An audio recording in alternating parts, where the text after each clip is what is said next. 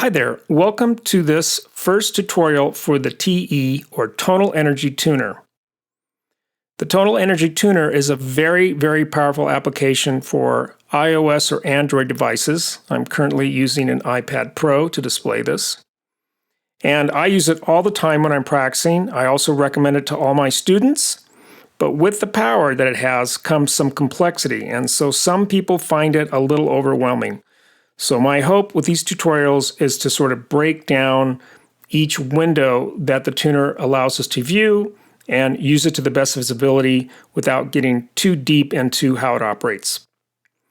Now, currently we're looking at the metronome view, but there are three other views to look at. And let's look at the tuner first. Obviously, it's the TE tuner, so the word tuner is in the name. So along this bottom strip here are the selection buttons or icons for selecting each view. So I'm going to tap the leftmost one that says tuner. It's going to highlight blue, and you'll see the tuner is now responding to my voice. The tuner itself will show you if you are sharp or flat, if you're in tune, of course. It also will help you with your tone quality.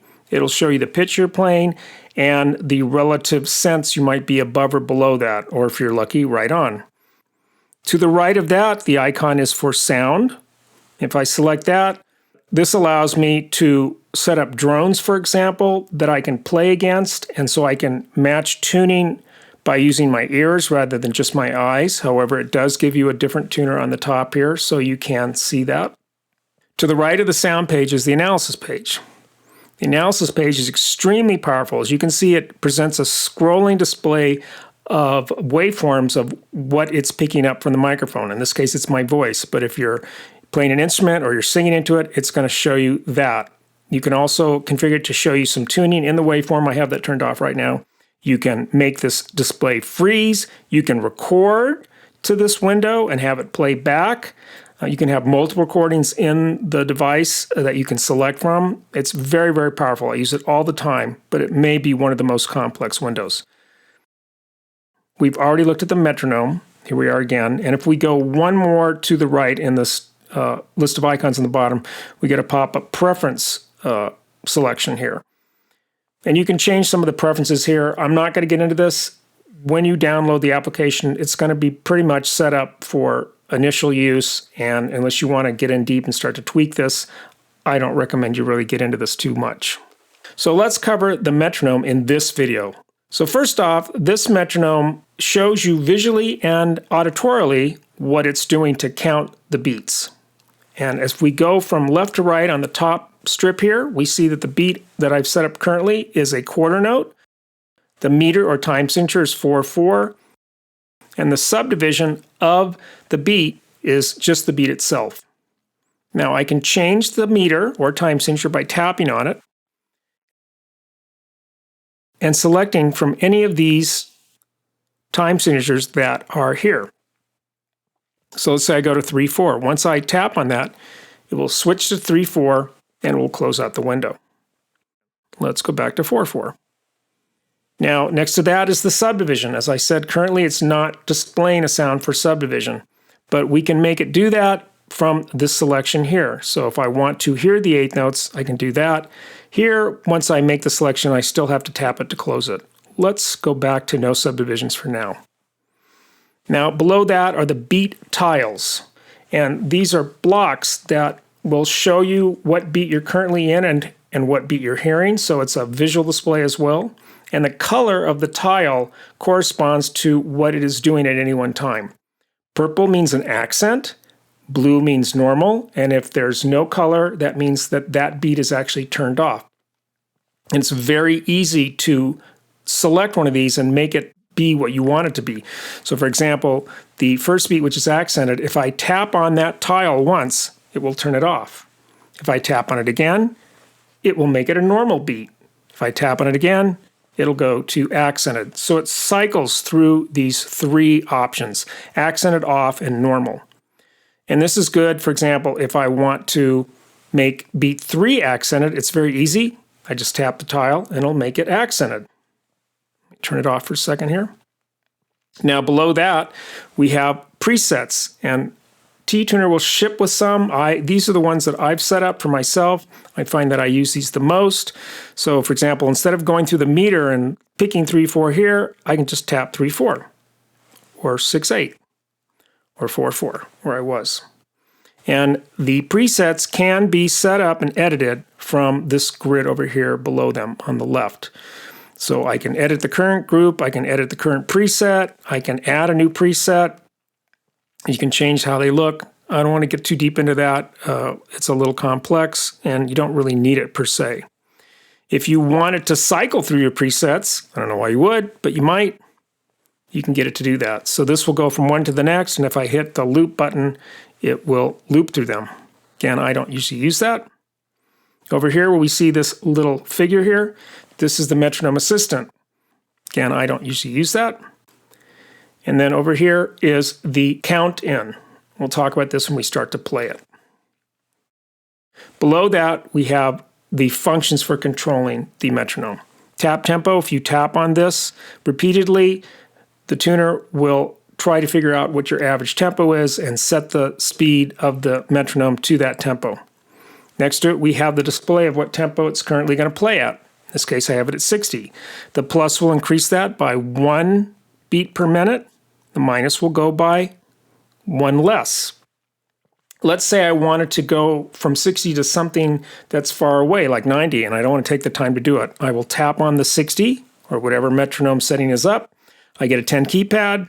I select 90, hit done, and there we are. I have 90. Let's go back to 60. And the play triangle to the right of that obviously turns the metronome on or off. So let's listen to this.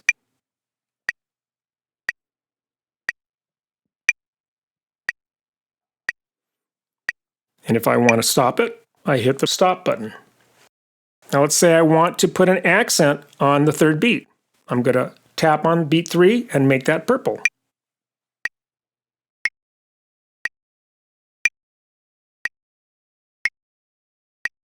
So now I have an accent on beat 3.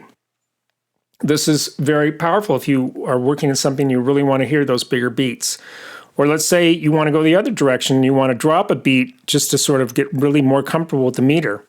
I can turn it off, or I can go back to normal. Let's talk about the final little group of options down here at the bottom. So first off, we have the options gear. And this is sort of a general selection of options that we can get from some of these others that we're going to look at. So you can choose the metronome sound. We're going to look at that later, and a dedicated button. And then you can change the presets for changing tempo and adjusting meter. So this is sort of a global way to do this. Next to that is accent. And you can see there's an accent mark, and it's currently highlighted in green.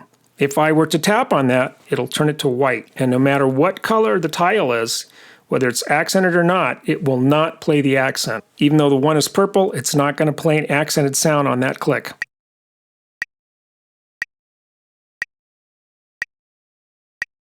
Next to that is a visual way of looking at this. So this is what the light bulb is for. I can flash beats, for example. So let's say I turn this on, and it's highlighted now in blue. When I press play, the whole screen of the iPad is going to flash for each beat.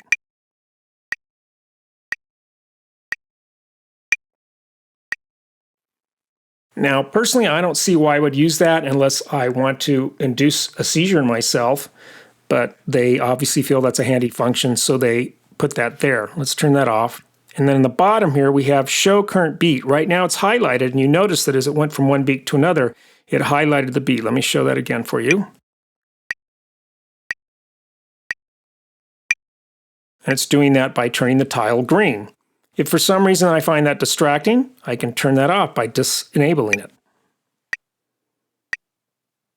The metronome still works, but it's not showing that anymore.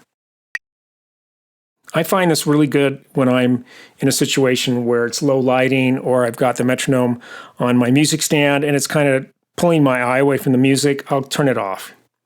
Sound is exactly what it means. It's the sound that's going to be playing when you have the metronome running. And you can see they have a lot of sounds built in here. I'm currently using the default click. but you can try any of these other sounds. And if you want to audition them, you can hit the play icon here at the top, or you can select a sound. Doesn't matter which order you do it in. So I'm just going to start it playing right now, and then I'm going to select some of the other sounds.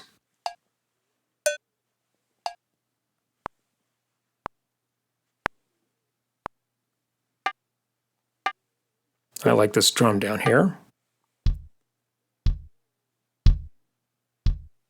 And then when you're done auditioning, you can hit pause, and it'll stop.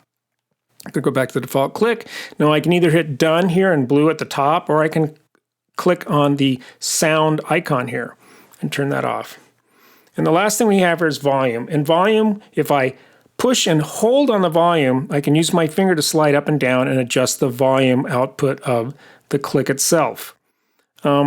At first blush, this might not seem that useful because you can obviously turn the volume up and down on your device, and that would work. But when we get into the analysis page and we might be playing against a recording that we've made, or if we're playing a click against the sound of a drone and the click is not loud enough or it's too loud, there are ways that we can adjust this so that the relative loudness of anything that the TE tuner is outputting for us to hear will be the way we want it to be. Now let me go to one other thing, and that is the 1, 2, 3, 4 here above the play button. This is a count in. So if I select this and I turn it so that it highlights, it will have a voice count down the meter before it begins. 1, 2, 3, 4. And I can hold this, and it'll allow me to change how I want this to sound. So for example, I can change it from a male to a female, or I can change how I want it to count in terms of, do I want it to count in the entire bar or just part of the bar? Do I want it to count in beats? Do I want it to do 8 notes? You can change the way this works, also how loud the count in voice will be. All right, so this is a look at the metronome in TE Tuner. I'll see you in the next video.